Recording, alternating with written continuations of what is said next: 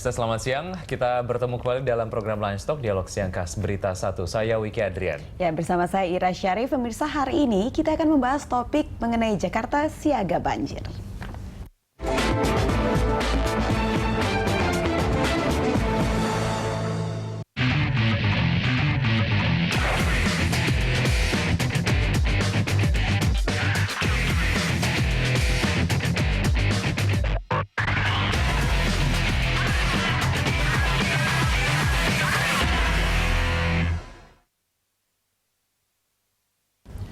Ya, pemirsa Lunch Talk kali ini akan bahas mengenai Jakarta siaga banjir. Dan bersama kita sudah hadir Bapak Nirwono Yoga selaku pengamat tata kota.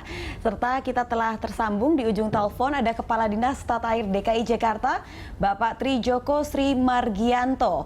Namun pemirsa, sebelum membahas lebih lanjut kita saksikan dulu paket berikut ini. Badan Meteorologi, Klimatologi, dan Geofisika atau BMKG memprediksi bahwa curah hujan akan turun di Jakarta pada bulan November tahun ini. Dan sejumlah upaya telah dilakukan karena mengingat problem rutin yang ditemui oleh warga ibu kota Jakarta ketika hujan turun adalah bencana banjir. Pemerintah DKI Jakarta memang telah berupaya untuk mengantisipasi adanya banjir dengan melakukan normalisasi sungai dan juga pengoptimalan dari sejumlah pompa air yang ada di Jakarta. Dan saya saat ini telah berada di stasiun pompa Selipi Hankam 1 dan juga Hankam 2, di mana dari pantauan kami dan informasi yang kami dapatkan di pos pompa di Hankam 1 terdapat 3 pompa air, di mana 2 pompa air dapat menampung 500 liter air per detik dan 1 pompa air yang dapat menampung sebanyak 100 liter air per detik. Sementara untuk di stasiun pompa Selipi Hankam 2 terdapat 2 pompa air, di mana 1 pompa air dapat menampung 500 liter air per detik dan 1 pompa menampung 100 liter air per detik. Tentunya pengoptimalan dari pompa air ini harus ada sinergitas antara Pemprov DKI Jakarta beserta suku dinas tata air agar nantinya ketika hujan mulai secara rutin turun di Jakarta, pompa-pompa ini dapat bekerja secara baik dan juga optimal. Cika Mutazam, Mane Sobirin, Berita 1, Jakarta.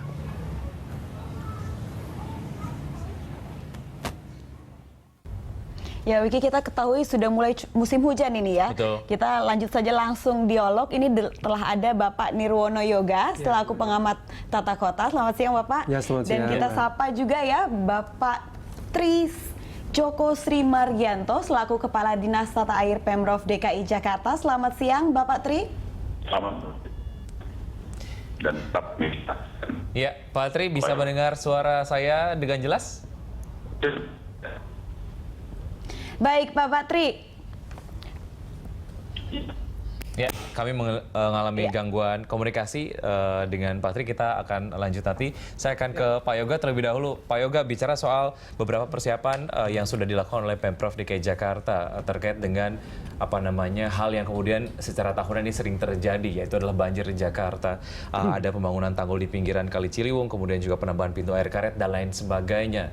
Efektivitas dari hal untuk mengatasi banjir yang sudah dilakukan sejauh ini oleh Pemprov DKI Jakarta sendiri menurut Anda seperti apa? Ya, tentu tanpa mengurangi apresiasi kepada apa yang dilakukan oleh Pemprov DKI terhadap upaya penanggulangan banjir ini, memang saya nilai masih ada beberapa hal yang perlu lebih ditingkatkan ya. Pertama, tentu kalau kita lihat dalam 1-2 hari kemarin, terutama di beberapa titik yang langganan genangan sebenarnya seperti daerah Duku Atas ini memang masih perlu upaya perbaikan lebih serius lagi. Jadi kondisinya begini, beberapa saluran air kita ini kan memang belum berfungsi secara optimal. Nah, terbukti dengan 1-2 jam hujan saja sudah banyak beberapa lokasi yang mudah tergenang banjir. Nah, ini masih awal ini ya, kalau kita bicara masih awal musim hujan. Jadi oleh karena itu masih pemanasan, masih ada waktu 2 bulan lah sebelum menuju ke puncak musim hujan untuk segera lebih dioptimalkan lagi perbaikan saluran drainase. Ya, jadi penting sekali ya pengoptimalan bagaimana mengantisipasi 2 bulan ke depan siaga banjir gitu ya. Kita coba lagi tanya ke Pak Tri. Bapak Tri. Ya. Pak Tri, bagaimana nih Pak Tri menghadapi musim hujan begitu untuk siaga banjir? Kira-kira Pemprov DKI Jakarta sudah menyiapkan berapa persen nih Pak untuk siap banjir, Pak?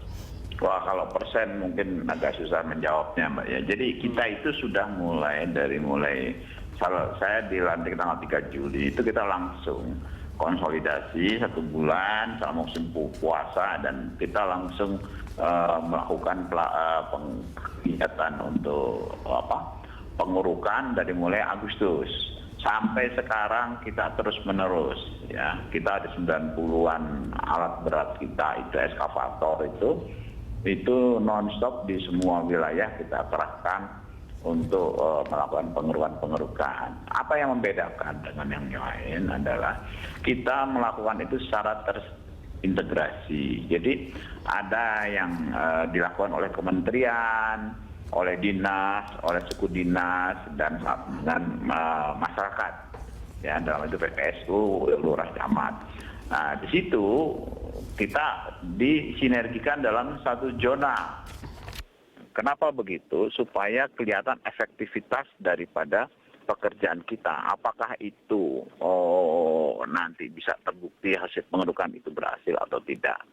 Itu salah satu tujuannya. Nah, gimana hasilnya? Ya, kita sekarang sedang mengevaluasi terhadap kondisi hujan kemarin. Dari evaluasi kita kemarin itu ada 17 titik yang genangan-genangan dan ternyata semua itu genangan yang terjadi itu adalah di jalan-jalan. Ya, artinya apa?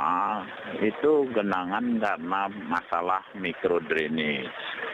Di makro kita sudah cek bahwa tidak kondisi di waduk-waduk, di saluran-saluran kali segala macam itu kondisinya hampir semua di Jakarta itu dalam kondisi yang kosong. Ya, di area Rio itu masih lumpur aja, tinggal terlihat kering gitu, juga di Pluit. Nah, ini menunjukkan bahwa kegiatan kita yang dalam hal pengerukan tadi sudah on the right track. Masalahnya adalah tadi masalah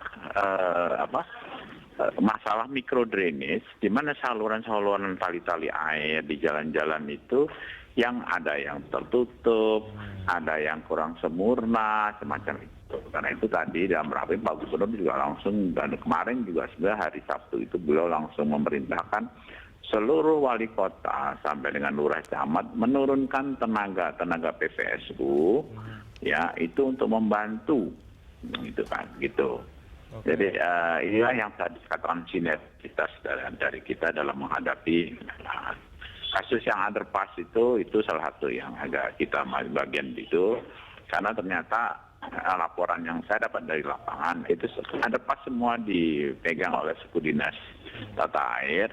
Dan ternyata di situ kemarin itu agak trouble, ada mesin, selain mesin juga pompanya itu juga ternyata ada ketambahan volume dari depan Shangri-La yang semula tadinya saluran itu langsung membuang airnya itu ke BKB Jakarta Barat. Ini ternyata karena tak betul tanggung dipertinggikan, ini aliran itu langsung akhirnya ke underpass itu.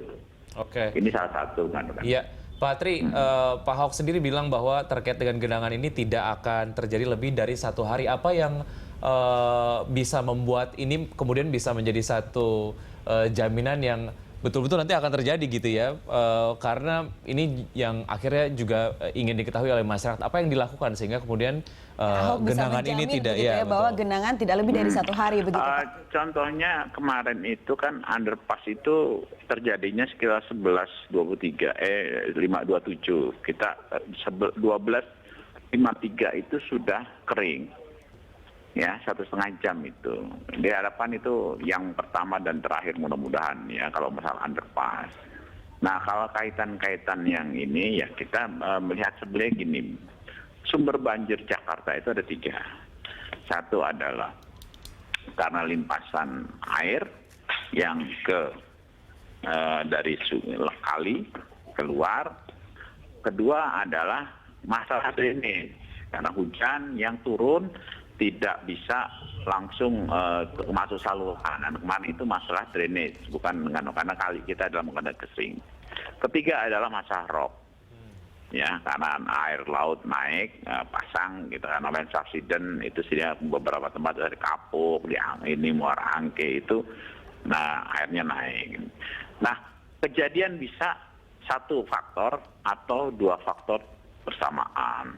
Yang ketiga kombinasi tiga-tiganya sekaligus jarang sekali, kita harapkan jangan karena itu akan berat sekali itu. Jadi masing-masing solusi beda. Ya.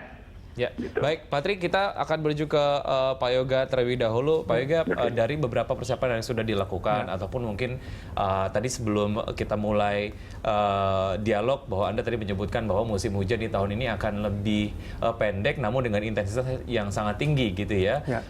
Metode apa yang kemudian bisa cocok diterapkan untuk mengakali karakteristik musim hujan yang seperti itu?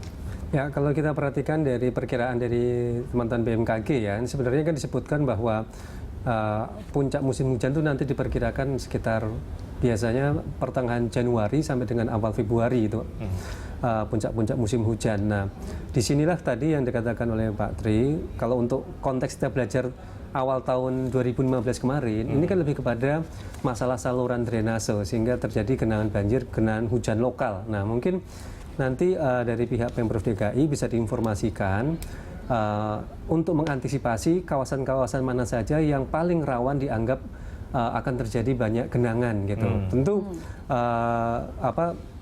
kalau dari pengetahuan saya tidak mungkin mengatakan Jakarta bebas banjir, itu tidak mungkin, tetapi perlu ada semacam warning lah sebenarnya bahwa beberapa kawasan yang sekarang masih menjadi langganan banjir ya, itu tetap diberikan antisipasi.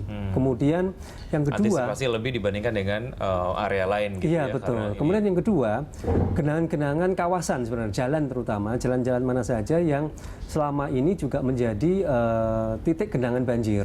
Tahun lalu diperkirakan ada sekitar 65 titik. Tentu ini akan jauh berkurang lagi, tetapi bisa juga diantisipasi atau diinformasikan kawasan mana saja yang akan muncul baru genangan-genangan titik genangan banjir, karena ini juga terkait dengan pelaksanaan infrastruktur jalan yang sedang berlangsung seperti sekarang. Iya, ini kan kita laut kan sekarang kan banyak pembangunan infrastruktur begitu, tanpa hujan, tanpa banjir saja sudah macet begitu ya. Nah, ini ditambah juga lagi nanti kalau sudah banjir, kita harus bahas lebih detail bagaimana mengantisipasinya ya Pak Nirwono Yoga. Tapi kita harus jeda dulu. Pak Tri, kami akan sambung lagi setelah jeda berikut ini Pak Tri. Baik pemirsa, kami akan kembali masih dengan topik mengenai Jakarta siaga banjir usai jeda berikut ini.